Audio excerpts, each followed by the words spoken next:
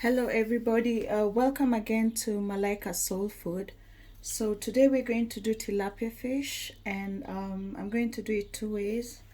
And here I have tilapia that I had already deep fried and put in the deep freezer. So I've left it out for some time. I'm just going to put hot water in it for it to be warm, ready to be eaten. And here I also have tilapia, but that is in pieces, and that is already marinated, and I'm going to put them in oil. So those are just two different types. I just wanted to show this one, the frozen method, and this one, that's the fresh one that I'm doing right now. So I'm going to be doing a tomato sauce and with coconut in it, and then I'm going to be doing the kachumbari, which will be eaten with dry tilapia. And here I have already done one packet from the tomato, one tin from the tomato, from this tomato. So I'll just put this one on the side. That one is already done, so I'm just going to add the other ingredients in it, let it cook a little bit, and then put in my tilapia. So here I have my hot boiling water. I'm just going to put it in the container with the tilapia. The tilapia is inside, so it will stay there, and then I'll just be turning it, and it will just come out as fresh as from the deep fryer. So that is just one option that I wanted to use today. My deep fryer is already hot. I'm going to put this inside, and there's also a trick that I wanted to show you guys. Put my fish on the side. It concerns making kachumbari. Just saw it also on YouTube. So I've always had a hard time removing the leaves for the kachumbari, so it comes as easy as that. If you have this sieve, actually it's most in the pot sets for steaming. Just to use it to get your kachumbari leaves for the salad, and the stalks, I don't throw them. That's what I use in the food when I'm cooking. So there we go. So that's how you get your leaves easily. And for the ones that I've already done are on the side here for my kachumbari, and the rest for the stalks, and I'm going to use it in the sauce. So here I have my tomato ready. Like I said, I switched on to a higher heat earlier, and if you want to know your tomato is readily cooked, like I always say, the oil has to come on top. So that was the case here. So I just switched it on again, and I put my coriander, the stalks, most of them, and the onions. I like cutting them bulk in this kind of sauce, I mean in big chunks, so that the sauce can look bulky. And I don't know if I mentioned my coconut milk. I'm going to use 2 of them for a creamy sauce for the tilapia. And I'm going to put my ginger and garlic, freshly blended today. The rest goes in the deep freezer like always. I have a video on that. And I'm just going to mix the 3 and let the sauce cook again. And after about 5 minutes or so, I'm going to put in my coconut cream, or rather when the onions are a little bit softer.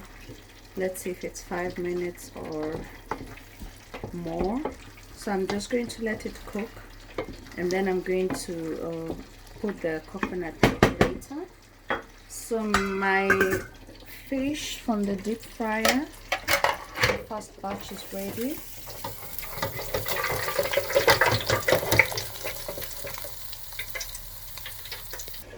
So I put them on a paper towel. Those are just big pieces of onions which I'm going to throw away later. I just always try and put them in the middle for, I don't know, nice taste or something like that, smell and taste too.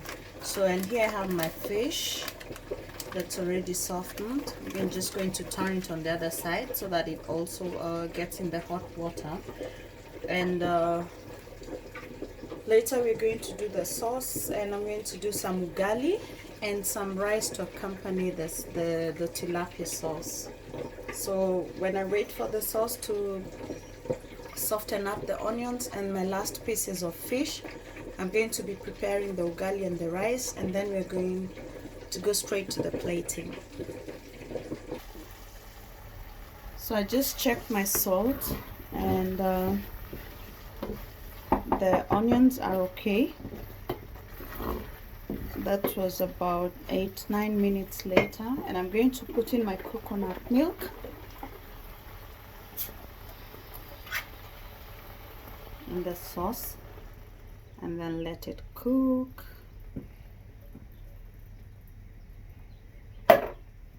So I have two. Normally I always take the normal one, but I took one of Fetri Ditsiat with less fat by mistake, but you can also use that if you like. But I didn't put a lot of oil in the beginning, so which is also okay.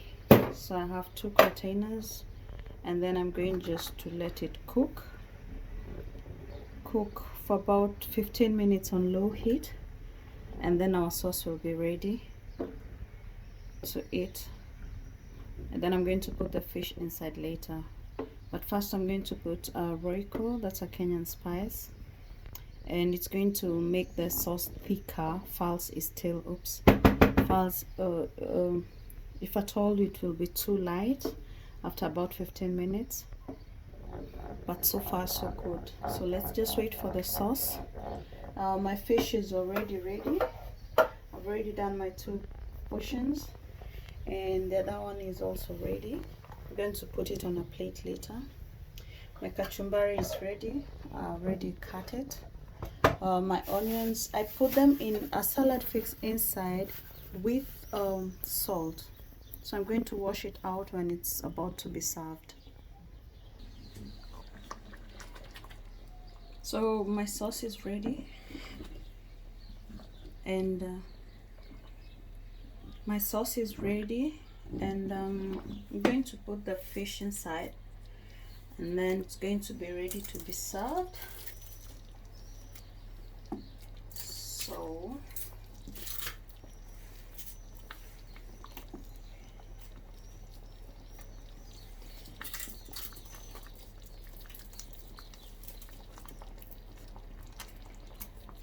I'm going to put the fish inside and switch it off, and then let's go straight to the plating. My rice is ready, and my grease is also ready. So let's do this. So that's it for today.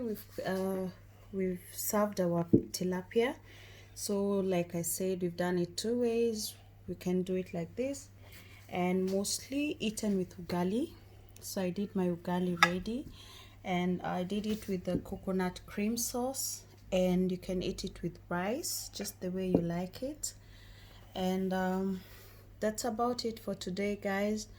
Thank you very much for joining us, and on behalf of Malaika Soul Food, asanteni sana. For those who've not subscribed, please do.